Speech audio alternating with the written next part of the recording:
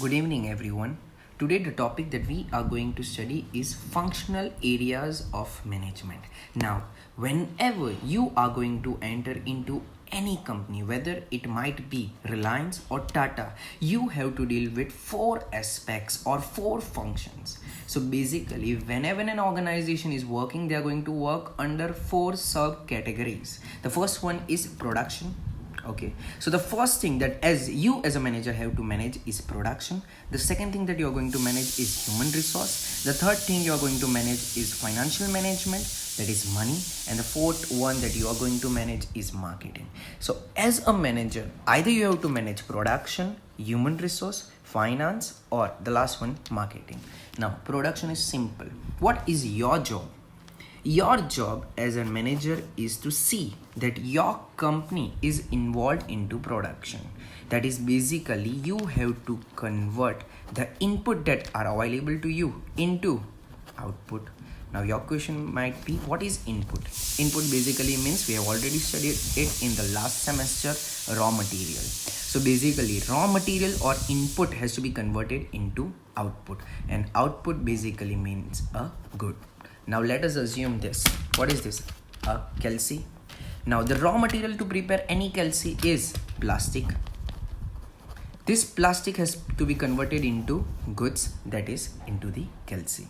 So the first thing that you have studied today is production management. The second thing is human resource. Humans. Do you think any company can work without human resource? No. In the words of Ratan Tata, the most valuable asset of any company are its employees.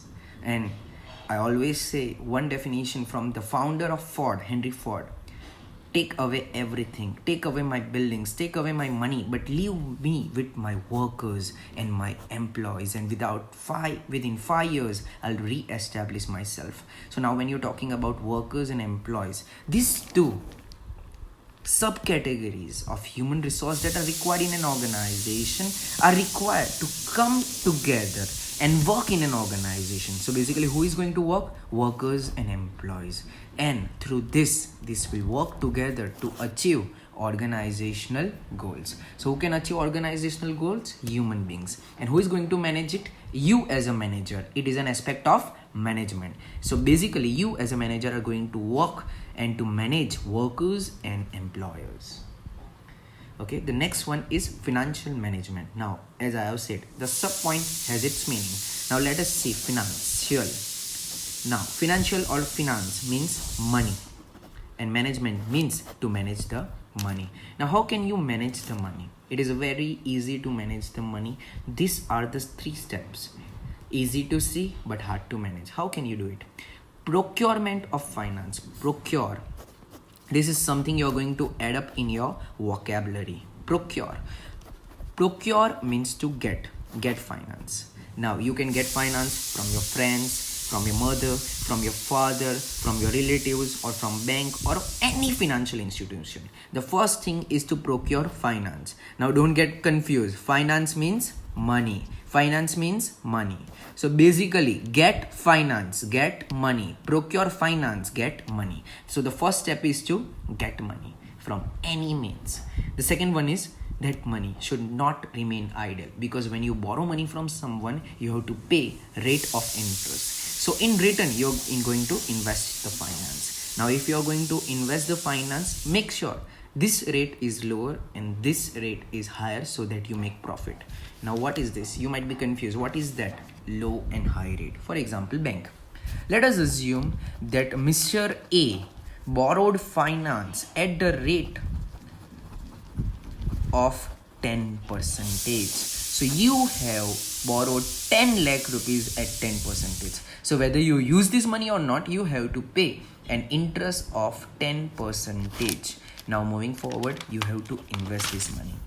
How can you invest this money? It is but obvious that you have to invest 10 lakh rupees and you have to earn around 20%, which is more than the interest rate. So how much are you going to pay to the bank? 10%. How much you are going to earn in the form of profit? 20%. So what is your net profit? Your net profit is 10%, that is 1 lakh rupees. I hope this is clear. Now the next one is marketing. This entire flow chart explains what is marketing all about. Forgive me for my handwriting, but now let's see. There are two parties. The first one is customer, the second one is a company. Customer and company, these are the two parties which are involved in marketing or anywhere you go. Now we all know customer have needs and wants. The first one is needs, the second one is wants. You can decide anything you want. Now you have to produce a product development, but whenever you are producing a product, it has to be according to the needs and wants.